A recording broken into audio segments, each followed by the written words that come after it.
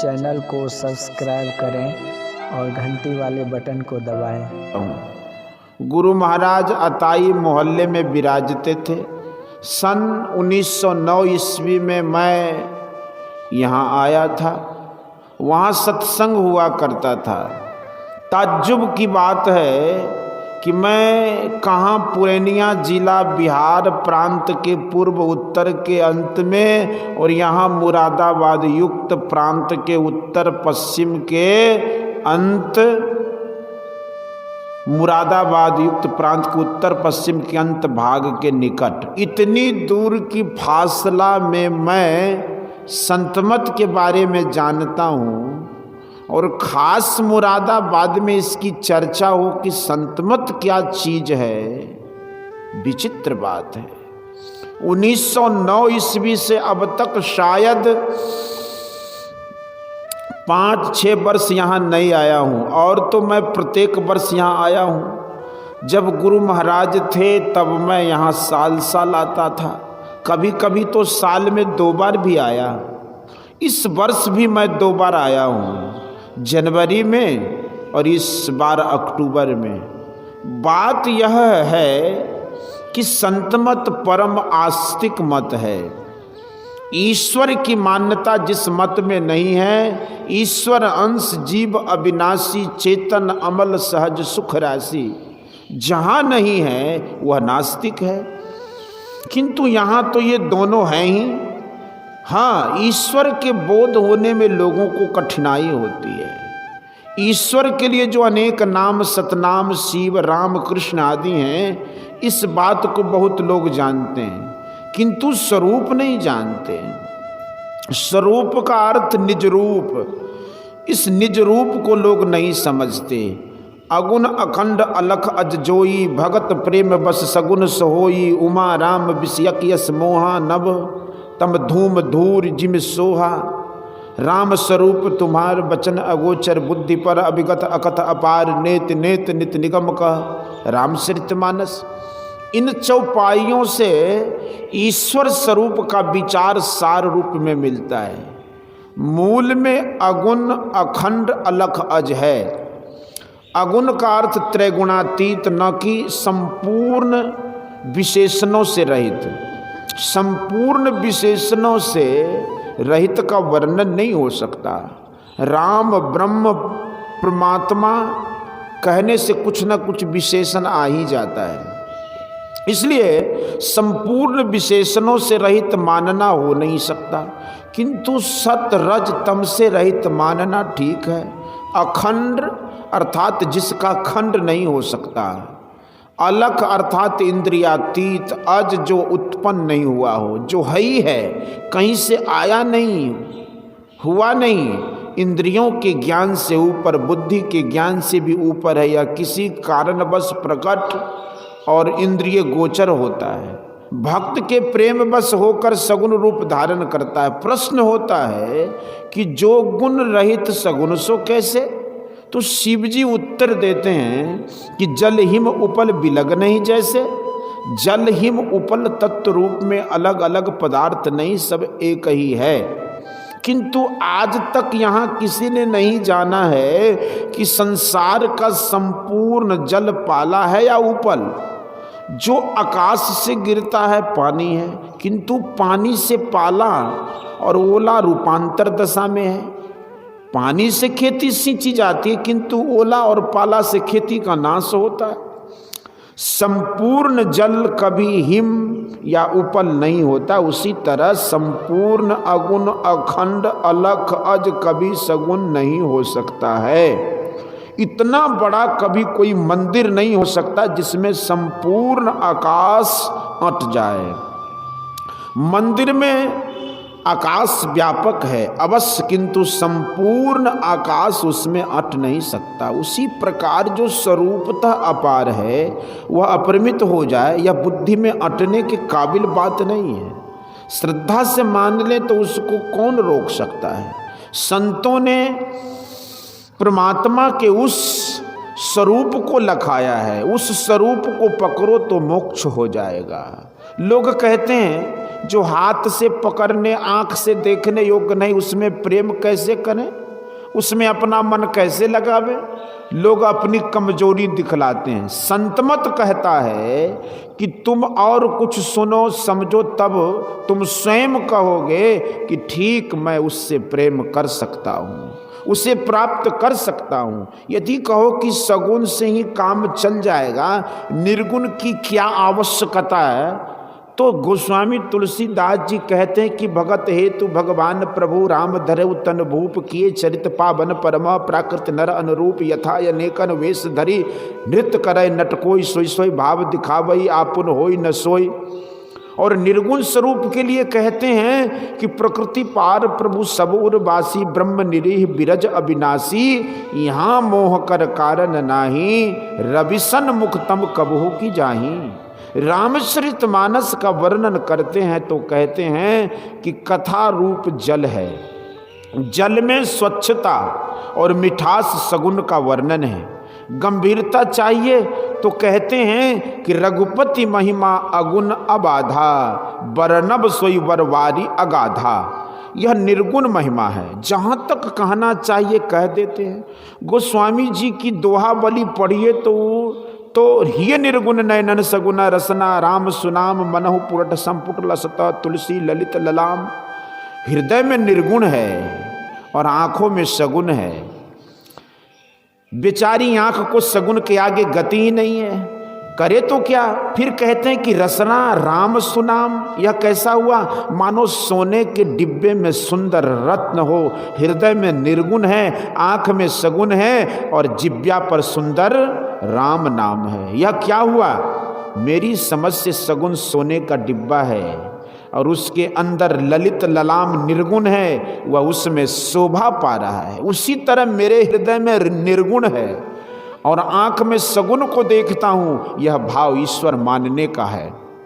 जो लोग यह कहते हैं कि निर्गुण में अपने को कैसे सटावें, इंद्रियों से मैं मिला जुला हूँ, इसका उत्तर है कि तुम ईश्वर के अंश हो। यदि तुम अपने के ईश्वर का अंश मानते हो तो भी तत्वतः वही हो। शरीर का जन्म हुआ है, यह वैसे हुआ है जैसे कोई घट बन जाए। यहाँ सत्संग घर नहीं था, घर बन गया। घर के अंदर शून्य है, शून्य के अंदर घर है। ईंट और पत्थर के जुड़ जाने से घटाकाश और मठाकाश के हो जाने से आकाश नहीं टूट जाता। जब आप कहते हैं कि मेरी आंख और मेरा पैर, आप आंख और पैर नहीं है। जैसे कहते हैं कि मेरा कुर्ता है, तो आप कुर्ता नहीं है, आप अपने को शरीर और इंद्रियों से पृथक तो जानते ही हैं और पृथक भी कर सकते हैं। यह आपके लिए असंभव नहीं है। अपने को शरीर और इंद्रियों से पृथक करके ही केवल दशा में संतों ने परमात्म स्वरूप को पाया था और इसी दशा में अपने को लाकर उन्होंने परमात्मा को प्राप्त करने की शिक्षा दी है। शरीर और इंद्रियों से अपने को छुड़ाने में कोई आपदा नहीं है। इसके लिए संतों की सुगम रीत जानकर ईश्वर की भक्ति का अभ्यास करना चाहिए। कर्ण कैसा वीर था कि कवच लिए जन्म लिया था। शरीर बढ़ता था तो कवच भी बढ़ता था। वह सदा कवच के साथ रहता था। अर्जुन से उसका युद्ध होगा, अर्जुन उसका संहार करेगा, किंतु कवच सहित उसका संहार नहीं कर सकता। इंद्र का पुत्र अर्जुन था, इसलिए उसको हुआ कि किसी तरह कर्ण का कवच लेना चाहिए। सूर्य का पुत्र कर्ण था। सूर्य ने कर्ण से कहा था कि इंद्र तुमसे कवच कुंडल मांगने आवेगा, तुम नहीं देना, नहीं तो तुम मारे जाओगे। कर्ण ने कहा कि मांगने आवेगा तो कैसे नहीं दूंगा। इंद्र इस एक भिक्षु के रूप में आए हुए कहते हैं कि हम तुमको जांचने आए हैं, तुम अपना कवच उतार कर मुझे दे दो। देह से सटा हुआ उसका कवच था, जन्म से ही था। देह से सटे को तलवार से काट कर वह दे देता है। आज भी इस दान के लिए उसकी प्रसिद्धि है। इस कर्म में उनका रक्त भी बहा होगा और उसको कष्ट भी हुआ होगा, किंतु अपने को शरीर से, इंद्रिय से और मन से फुटा लेने में रक्त भी नहीं बहेगा और न कोई कष्ट होगा। तुम अंश हो, अपने अंशी से अपने को मिलाओ तो इसमें क्या कष्ट है। अपने संपूर्ण शरीर को आंख से देखते हो और आईने में अवलोकन कर आंख को आंख से देखते हो। इसी तरह जीवात्मा को परमात्मा का दर्शन होता है। और जैसे त्वचा के स्पर्श का ज्ञान त्वचा से ही होता है, उसी तरह जीवात्मा से परमात्मा के मिलन का ज्ञान होता है। उसका सुख कैसा है तो सूरदास जी कहते हैं कि अविगत गति कछु कहत न आवे, ज्यों गुंगही मीठे फल को रस अंतर्गत ही भावे। परम स्वाद सभी जो निरंतर अमित तोष उपजावे, मनवाणी को अगम अगोचर सो जाने जो पावे। परम स्वाद माने अलौकिक स्वाद है, संसारिक स्वाद नहीं। जब से वह स्वाद मिले तब से वह बराबर बना रहेगा। स्वाद हो तुष्टि नहीं सो नहीं, स्वाद के सहित अत्यंत तुष्टि होती है।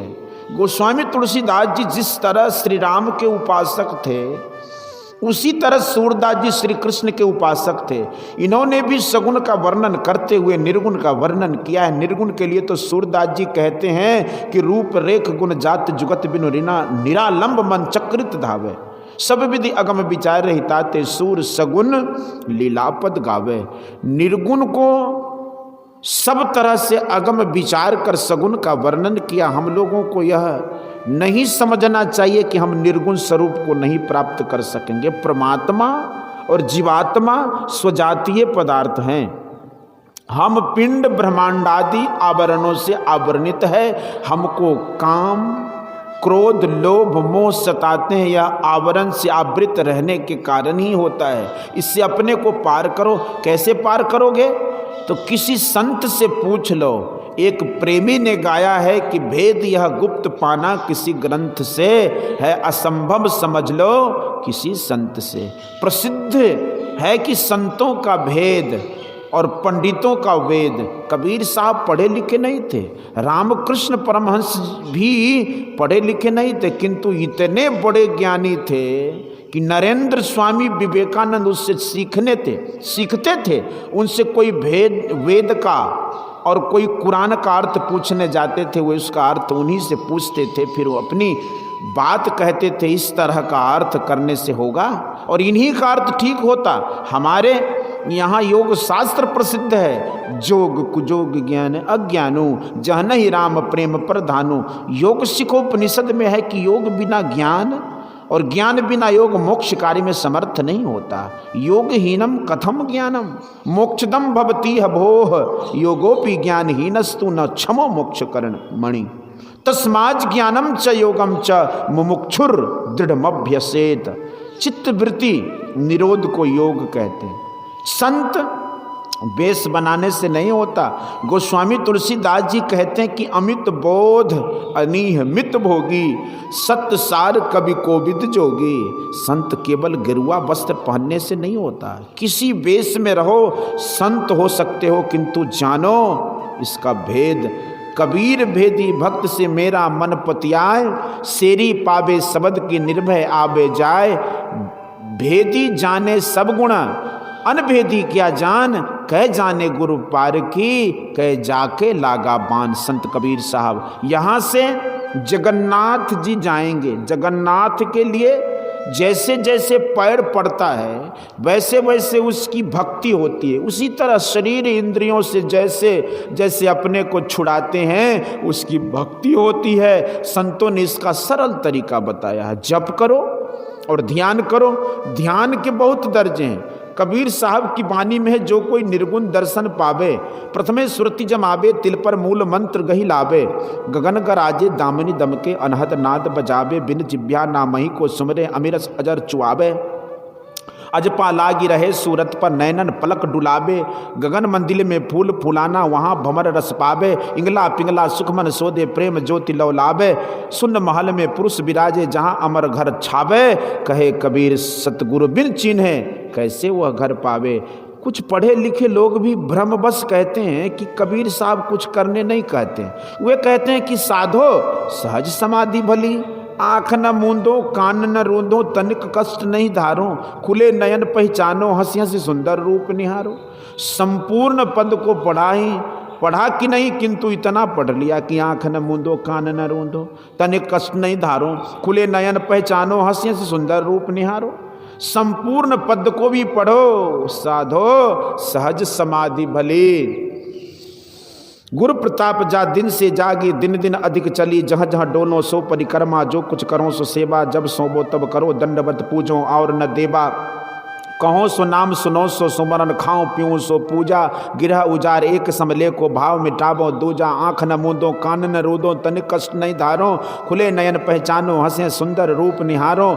शब्द निरंतर से मन लागा, मलिन वासना भागी, उठत बैठत कबहु न छूटे, ऐसी ताड़ी लागी। कहे कबीर यह उन्मुनि रहनी, सो प्रगट कर गाई, दुख सुख से कोई परे परम पद तेहि पद रहा समाई। समस्त पद को पढ़कर पाठक को यह सोचना चाहिए कि गिरह उजार एक सम लेखों, भाव मिटावो दूजा।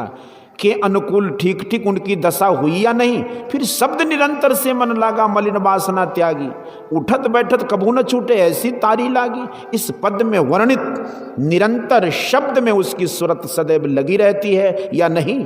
यदि दूजा भाव द्वैत बुद्धि संपूर्णतः छूट गया हो, घर और उजार यथार्थ में एक ही तरह मालूम होते हो, निरंतर शब्द में सुरत सदा लगी रहती हो और मलिन वासना कभी नहीं आती हो, तो इस दशा में पहुंचते हुए अवश्य ही सहज समाधि प्राप्त होती है। निरंतर शब्द से के विषयों में तो बिहारी दरिया साहब कहते हैं कि सोबत जागत उठत बैठत टुक विहीन नहीं तारा, और झिनझिन जंतर निस्दिन बाजे जम जालिम पचिहारा। परंतु यह सहज समाधि की अवस्था किसी को आरंभ में ही होने योग्य नहीं है। दृष्टि योग और नादानुसंधान करते करते जब कोई साधन को अंत कर देता है, तब उसे यह दशा प्राप्त होती है। फिर उसको आंख बंद और कान बंद करने की कोई आवश्यकता नहीं रह जाती।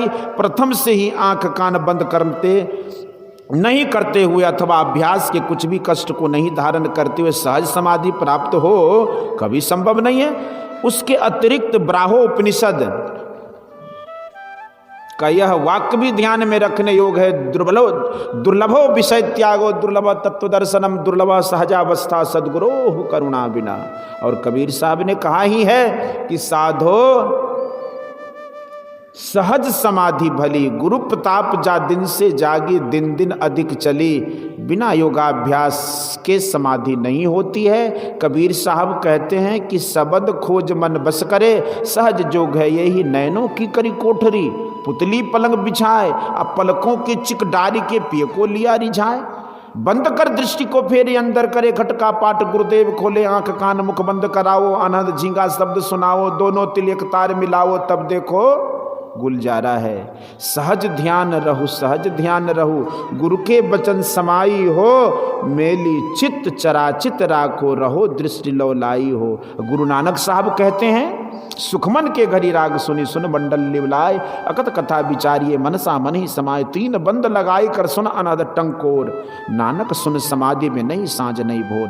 और दादू दयाल जी महाराज कहते हैं, सहज समर्पण सुमरन सेवा, त्रिवेणी तट संयम सपरा, सुंदरी सन्मुख जागन लागी, ता मोहन मेरा मन पकड़ा, सहज सुन बन मन राखिए, इन दुनहु के माही, लय समाधि रस पीजिए, तहाँ काल भय नाही, क्यों करे उल्टा आणिए, पसर गया मन फेर, दादू डोरी सहज क्यों आणे घेरी घेरी, साध शब्द सो मिल रहे मन राखे बिलमाए, साध शब्द बिन क्यों रहे तब ही बिखरी जाए। अब पलटू साहब कहते हैं, धुना ने जो गगन की, सो मेरा गुरुदेव सो मेरा गुरुदेव, सेवा में करियो वाकी, शब्द में रहे गलतान अवस्था ऐसी जाकी, निस्दिन दशा आरूढ़ लगे नहीं भूख प्यासा, ज्ञान भूमि के बीच चलत है उल्टी श्वासा, तुरिया सेति अतीत शोध फिर सहज समाधि, भजन तेल की धार साधना निर्मल साधी, पलटू तन मन वारिये, मिले जो ऐसा कोई, धुना ने जो गगन की, सो मेरा गुरुदेव। इन सब उद्धरणों से